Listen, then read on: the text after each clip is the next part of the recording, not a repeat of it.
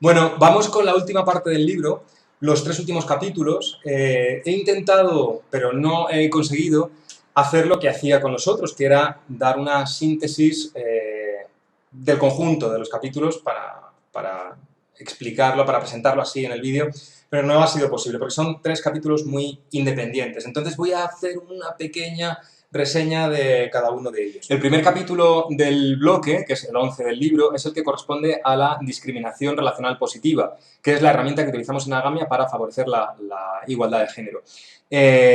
Quienes estéis familiarizadas con el blog o con la Agamia misma, ya sabéis lo que es, lo habéis oído muchas veces, pero bueno, yo aquí lo resumo de manera muy rápida. Podemos decir que hay 3 niveles de implementación de la igualdad.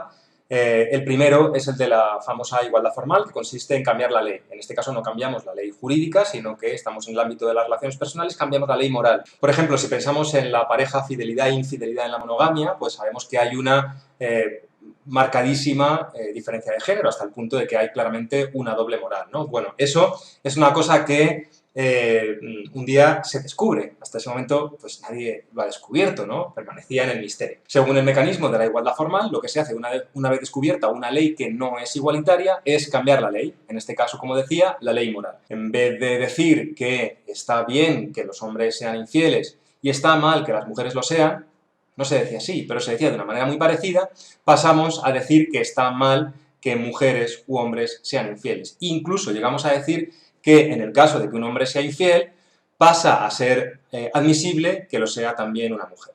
Bueno, sabemos que lo esperable es que esa norma tenga una eficacia práctica muy limitada, que tenga una cierta influencia sobre la realidad, pero que quede muy lejos de generar verdadera igualdad. Por eso existe ese segundo nivel de implementación de la igualdad, que es lo que llamamos discriminación positiva. La discriminación positiva es una contribución material a la consecución de la norma igualitaria. Es decir, que parte de la idea de que la norma es insuficiente si no existe para su aplicación una ayuda real. Por ejemplo, en el caso que decía de la infidelidad patriarcal, pues habría discriminación positiva si, además de una norma que respaldara la infidelidad basada en el ojo por ojo, hubiera una ayuda, pues, por ejemplo, mediante un apoyo social, mediante una generación de disponibilidad de recursos en cuanto a con quién tener esas relaciones, etcétera, en favor de la persona que en principio es discriminada por la realidad, por la práctica, por el patriarcado.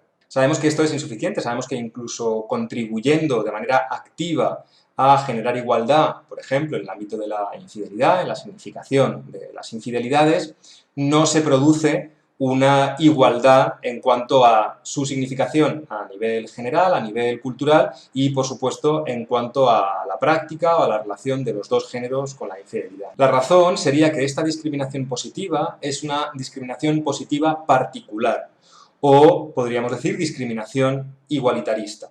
Es una discriminación que consiste en forzar la igualdad en un espacio particular. El problema es que si tú fuerzas la igualdad en un espacio particular, dado que la desigualdad es sistémica, todas las fuerzas de todas las otras desigualdades, de todas las desigualdades externas, van a hacer que esa igualdad localizada no se viva como una igualdad. Por eso la discriminación positiva, desde nuestra perspectiva, no debe tener como objetivo generar un espacio de igualdad, sino hacer que ese espacio donde se puede trabajar la igualdad sirva para compensar las desigualdades de todo el entorno, de todo el sistema. Es decir, tenemos un sistema que no es igualitario, pero tenemos un espacio en el que podemos trabajar.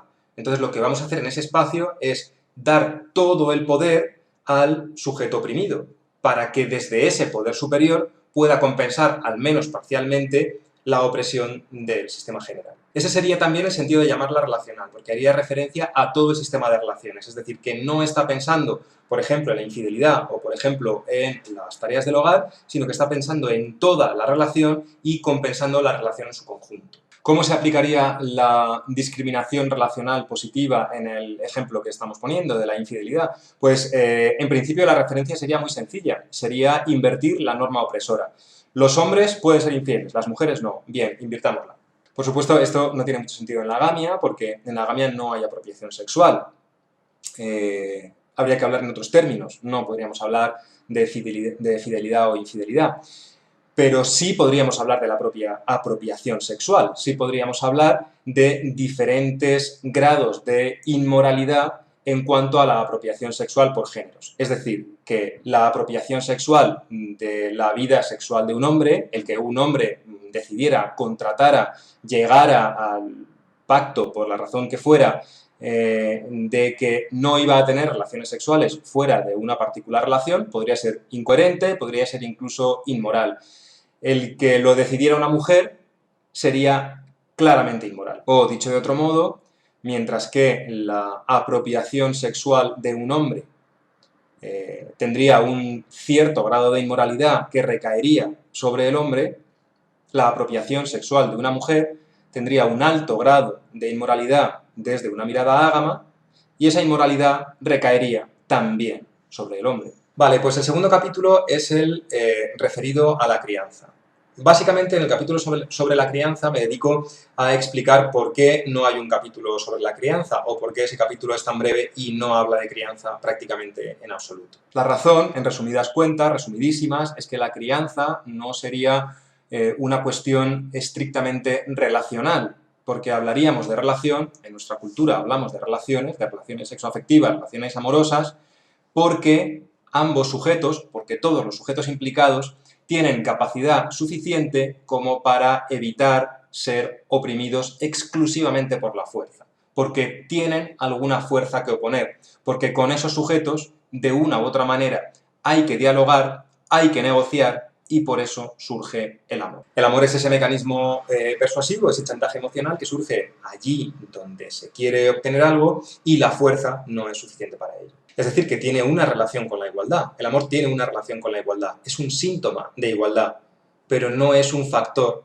que favorezca la igualdad. La crianza es una cuestión muy importante, de eso no cabe ninguna duda, pero no entraría dentro de los intereses principales de este ámbito de reflexión. Quizás sí de los inmediatamente colindantes, porque es verdad que es una ocupación de gran extensión a la hora de relacionarnos, que cuando nos relacionamos, una de las cosas en las que tenemos que ponernos más de acuerdo es en cómo criar. Pero de lo que hablamos cuando tratamos las cuestiones troncales de una propuesta relacional es de aquellas que conforman el cómo nos relacionamos, no de los espacios a los que luego llevamos la relación. Es decir, lo que afectaría directamente a una propuesta relacional es el cómo ponerse de acuerdo en la crianza, cómo tienen que tratar esos sujetos que tienen algún grado de igualdad en su relación.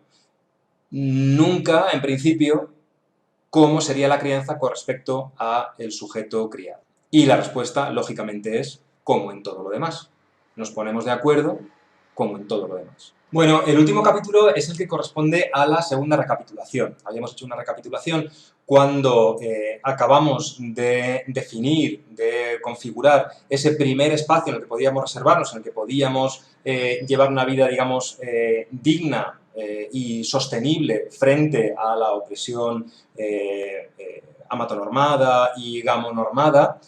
Y ahora que en teoría hemos subvertido prácticamente el orden social, la opresión de clase, la opresión de género, etc., nuestro mundo se ha transformado de una manera muchísimo más radical y global. Por eso el capítulo es un poco de ciencia ficción, porque no se puede anticipar en el más mínimo detalle cómo se van a subvertir todos esos sistemas o cuáles van a ser las consecuencias de dar los primeros pasos en esa subversión. No se puede anticipar el orden causal, no se puede anticipar la relación de unas cosas con otras. Pero sí se pueden esbozar algunas ideas generales. Sobre todo hay que intentar esbozar, transmitir la profundidad del cambio. Hay que intentar, al menos, construir en la imaginación la capacidad para llegar muchísimo más lejos, porque esto sería llegar muchísimo más lejos. Uno de los temas en los que he tratado ese esbozo, en los que he insinuado más o menos la dirección en la que tendría que producirse esa transformación, o más bien la forma que tomaría la transformación, es precisamente la de lo que he llamado el sexo público o sexo social, ¿no? La idea de que una vez que el sexo deja de ser un espacio de dominación, puede pasar a ser un espacio compartido. O que para que deje de ser un espacio de dominación, Lo ideal sería que fuera un espacio compartido, donde la norma moral se aplicara, la norma moral ágama, claro, no la norma moral opresiva, monógama, se aplicara de una manera muy naturalizada. Como la primera imagen que tendríamos de eso es de que todo el mundo estuviera pues, teniendo relaciones sexuales por todas partes, pues es ese tipo de, digamos, fantasía primera, muy elemental, lo que tenemos que cambiar. Esto no se trata de convertir el mundo, ni muchísimo menos en un local swinger, precisamente se trata de todo lo contrario. Cuando en nuestra cultura hablamos de sexo público, hablamos de cómo el espacio de dominación, que es el sexo, o la práctica de dominación, que es el sexo, invade el espacio público, convirtiendo todo el espacio público en un espacio de dominación sexual. Cuando pensamos, por ejemplo, en el fetiche del sexo en público, pensamos cómo alineamos con nuestra dominación, con la dominación que se ejerce en la propia relación, en la propia práctica sexual que se está teniendo, la mirada de terceros. Es decir, esos terceros pasan a formar parte de nuestra relación sexual y pasan de alguna manera a interactuar en la dominación. Eso es lo que convierte al sexo público en algo tan inquietante o, si se quiere, tan invasivo desde la perspectiva, cuando se realiza desde la perspectiva sexopositiva, desde la simple perspectiva de que nos liberamos de la opresión si podemos hacer lo que queramos en el ámbito del sexo. Podemos entender perfectamente que en nuestra cultura cualquier práctica pública sexual se convierte inmediatamente en un foco extraordinariamente violento de atención. Bueno, pues esa sería la particular transformación a la que estaríamos aludiendo. Como el sexo ya no tiene capacidad para generar dominación, tampoco tiene un atractivo especial, tampoco tiene capacidad para alinear, para ordenar, para jerarquizar las miradas a su alrededor. Y precisamente porque no tendría capacidad para dominar, tampoco tendría capacidad para mantener la cohesión de todo su ritual. Su ritual se fragmentaría.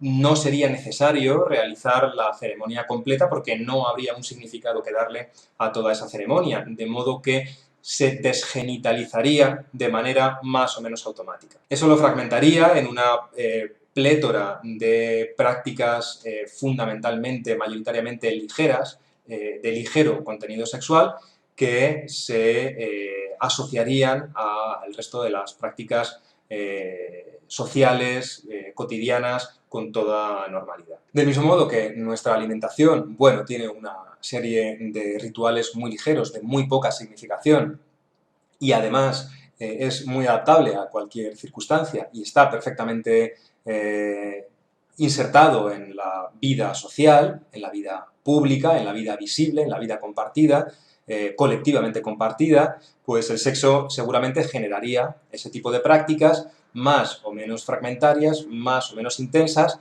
perfectamente compatibles con la vida pública. Bueno, pues ya está. Esto sería la presentación de todas las secciones del libro. Como he dicho, he intentado que tengan sentido por sí mismas, que tengan una coherencia interna sección por sección.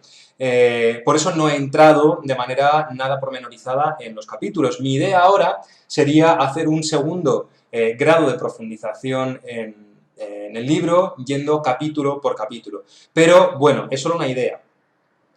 Os digo esto para que me contéis las vuestras, para que una vez que hayáis visto estos vídeos, o que hayáis visto alguno, o que los hayáis empleado para, bueno, facilitar la lectura del libro, pues a lo mejor se os ha ocurrido qué es lo que os interesaría ahora, o qué temas os gustaría tocar, o en qué tono, o cómo tratarlo, y, en fin, esto se trata de que lo hagamos entre todas y todos. Así que me contáis y vamos viendo cuál es cuál es la siguiente fase, cuál es la siguiente propuesta que abordamos, cómo nos planteamos todo esto.